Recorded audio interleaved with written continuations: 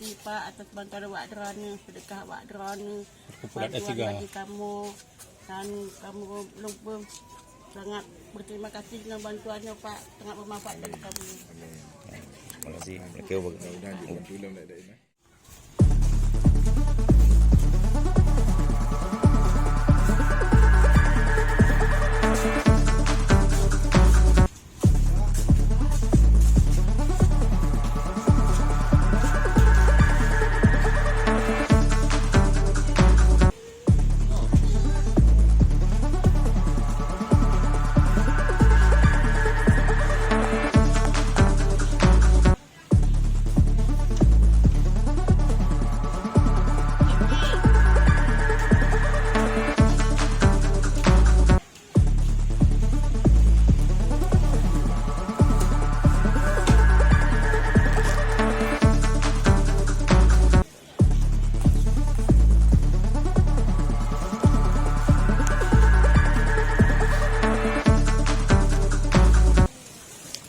Kan nak sedekah membantu warga-warga lagi drone kan yang membutuhkan.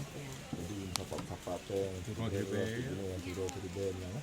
Jadi alhamdulillah nampak itu untuk yang disampaikan tadi. Belum perantara saja amanah kamu ngapak gaduh ngabahnya hanya amanah saja amanah warga disampaikan tadi.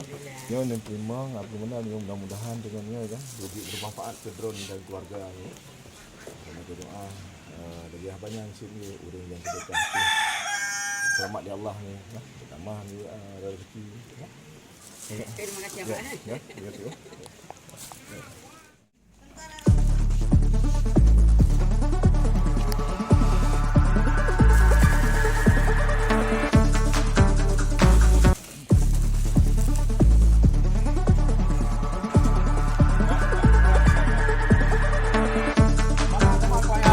Mak.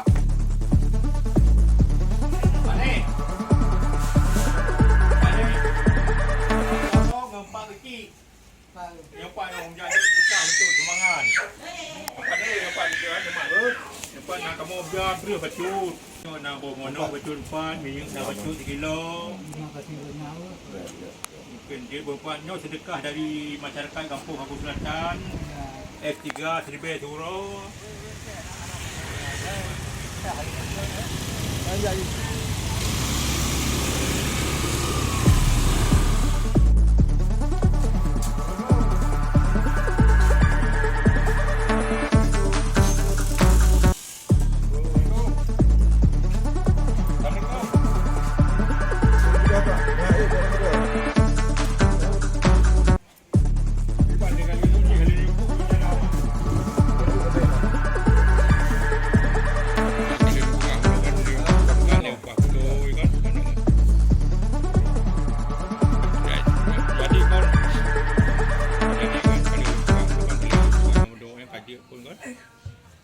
Jadi yang kagak kesimpulan yang Pak Simi nyo na sedekah dari masyarakat kita nyo yang kumpul teng Seribeh Turo ramai-ramai baju-baju.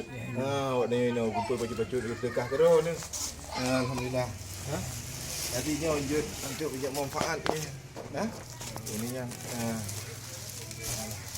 mudah-mudahan drone ni punya segala penyakit juga boleh dan damlake ba Allah fi urang-urang yang katumbangnya ni. Lebih kemudahan umur, mudah rezeki ya. Sikit lagi Pak. Ya. Jadi alhamdulillah kan hari ini saya sempatkan waktu untuk memberikan sedikit bantuan berupa beras, minyak, gula dan telur. Ini bantuan ini dari masyarakat Halu Selatan yang